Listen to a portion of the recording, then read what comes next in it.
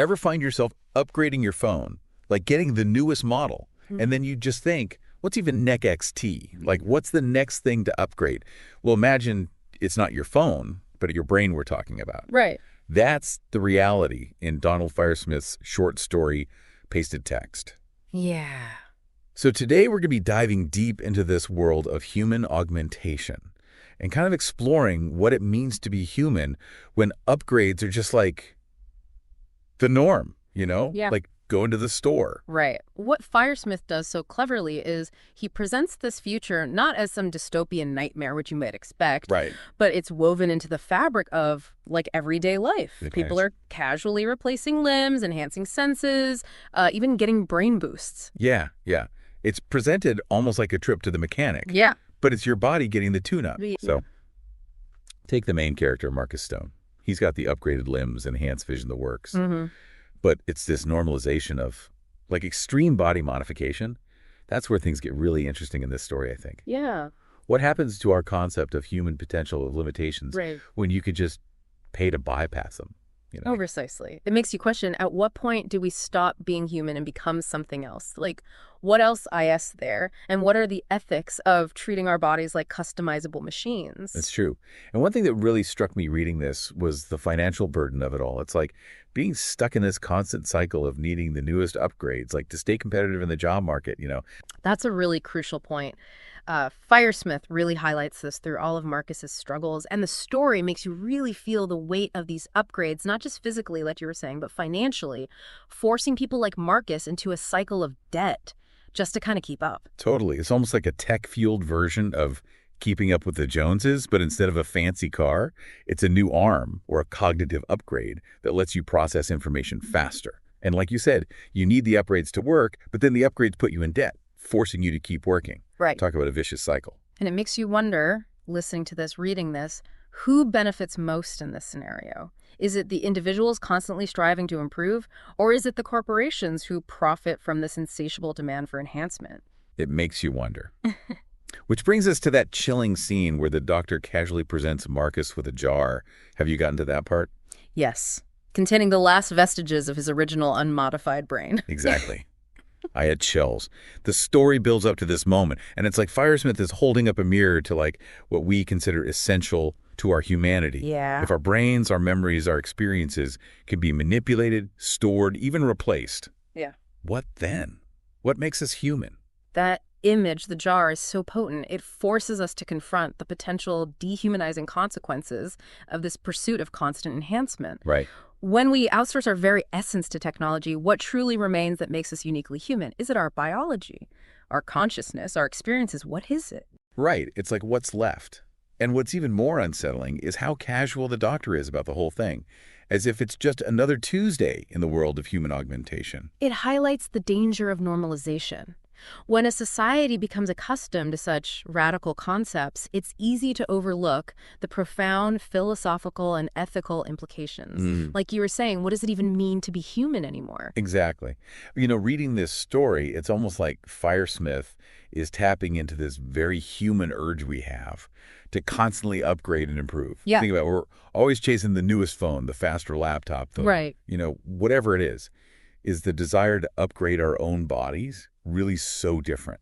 That's a really interesting parallel. The desire to improve ourselves is, like, deeply ingrained in human nature, right? Yeah. I mean, we've been using tools to enhance our capabilities since the dawn of time. We have. But pasted text pushes us to ask, where do we draw the line?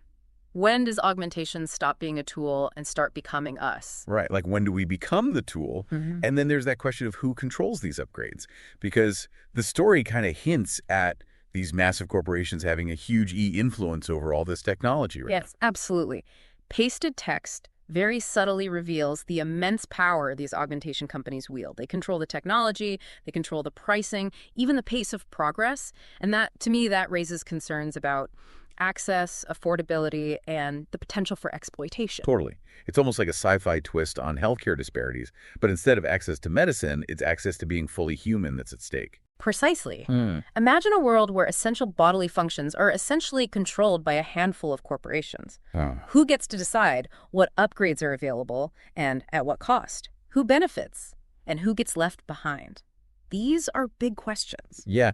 And what struck me, too, was how Marcus seems almost resigned to his situation. Like he's caught in this upgrade cycle, clearly stressed, financially strained. Right. But he doesn't even question it, That's a really poignant observation. It speaks to the potential for normalization to mask deeper problems. When everyone around you is upgrading, when it's presented as the norm, Right. it becomes very, very easy to simply accept it, even if it's not in your best interest. Totally. It's like that classic boiling frog analogy. Drop a frog in boiling water, it jumps out. But put it in cold water and slowly turn up the heat, it won't even notice until it's too late. Are we in danger of becoming those frogs? Yeah. Slowly becoming accustomed to these incremental changes without really questioning where they're leading us? That's the danger we face with many emerging technologies, not just human augmentation, right? We become so accustomed to the idea of newer and better that we fail to see the bigger picture. We don't always pause to consider the long-term consequences of our choices, both individually and as a society. So, are we doomed? Is this bleak future where we're slaves to technology, constantly upgrading until there's nothing human left, inevitable? Or is there another way? It's not like we can just unplug from the world and avoid all this, right? You're right. This story, Pasted Text, it really makes you think about even the little choices we make every day and how those choices, they all add up to this future that we're creating. You know what I mean? Absolutely. And I think you hit the nail on the head. It's not about rejecting progress altogether, Right. but about being very aware, being conscious of it, asking these big questions. What kind of future are we creating with each upgrade, with each enhancement? Yeah. And even more importantly, I think, what parts of ourselves are we willing to compromise in this whole process? And which ones are non-negotiable? Because like you were saying earlier, it's not just about me and my choices anymore. Right. It's about what kind of society, we're all kind of building together. Exactly. And you know what? Firesmith doesn't offer any easy answers in this story, and we shouldn't either. This isn't about giving you a solution.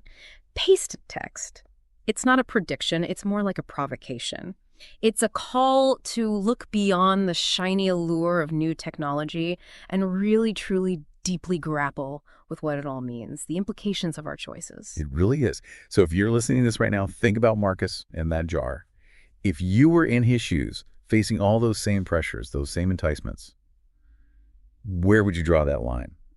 What aspects of your humanity would you absolutely refuse to compromise, even if it meant, you get to be stronger, faster, smarter? It's a question we all need to be asking ourselves, because that future that Pasted Text so vividly portrays, it's unsettling for sure, but is it inevitable? I don't know. But the choices we make today, that's what's going to decide. Well said. And that's our deep dive for today. We've been exploring human augmentation, all through the lens of Donald Firesmith's really thought-provoking story, Pasted Text. Hopefully, this has given you, the listener, a lot to consider about the choices we make every day, for ourselves, for the future. Until next time, keep asking those tough questions, keep exploring, and keep diving deep.